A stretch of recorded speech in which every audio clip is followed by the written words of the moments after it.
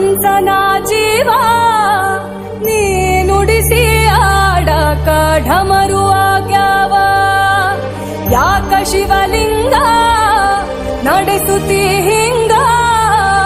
ಏನೇನೂ ಇಲ್ಲಯ್ಯ ನಮ್ಮ ಕೈಯಾಗ